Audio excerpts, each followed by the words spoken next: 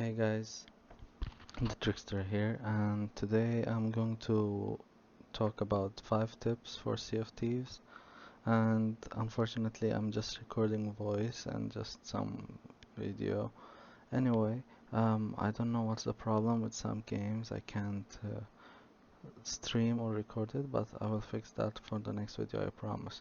So let's get started. So I make this as, what's the name? As short as possible. And for number 1, as simple as it might sound, I would say don't carry a gunpowder barrel in the bottom deck. Even if it's high, it's not recommended, like unless you have a mission or something.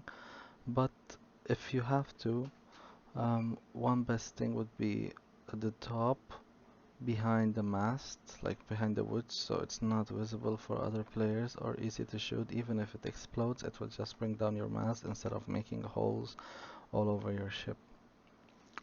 And number 2, for a long time, the only thing you could do with a bucket is bail, but once fire was introduced to the Sea of Thieves, your pirate could set on fire too. I have seen players either jump in water or wait to splash each other to put out the fire, other than the viewers that didn't know that was possible until they saw it on Twitch. As simple as it may sound, you can splash water on yourself by right-clicking on the mouse. I don't know what it is for the, what's the name, controller.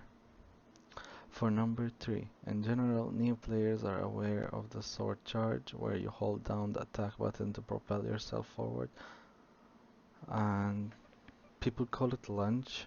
So what you can do instead of just lunging, you can hold your block button and then you can start your lunge, and with that you can move and jump. And to do the trick, all you have to do is you have to hold,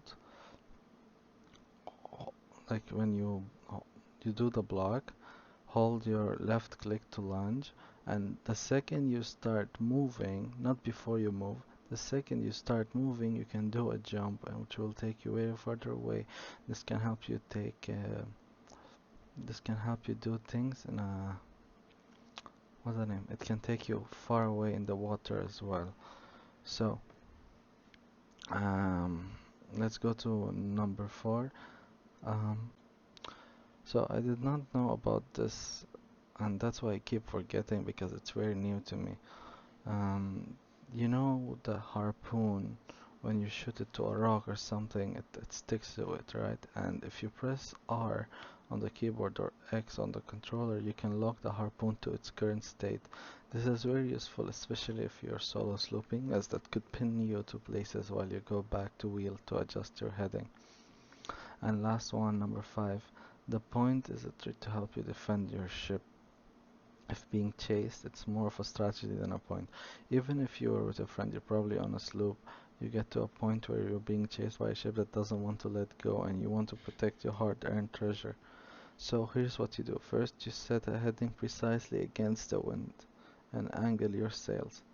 Flat slopes are the fastest against the wind, making whatever ship behind unable to catch out. Even if it's another sloop, it will be exactly your speed. Second, keep an eye on a small flock of birds, as the large one is a shipwreck and we don't need that. As soon as you see one, check for floating gunpowder barrels. Take one and try to swim towards the ship behind you. Once you board them, give them a warm hug to slow them down or possibly sink them. You should only do that if against the wind. Even if you fail, assuming your path is clear of obstacles, you still have time to go back to the ship. Yes, and continue sailing. In this situation, you've got nothing to lose but something to gain by slowing them down or getting rid of them. So that's all for today's video, and I hope everyone enjoyed it. And I'm very sorry for the poor quality of the video and audio, but I promise next time will be better. Take care, guys, and I hope you enjoyed it. Consider liking the video as it helps the algorithm. Love you guys. Take care.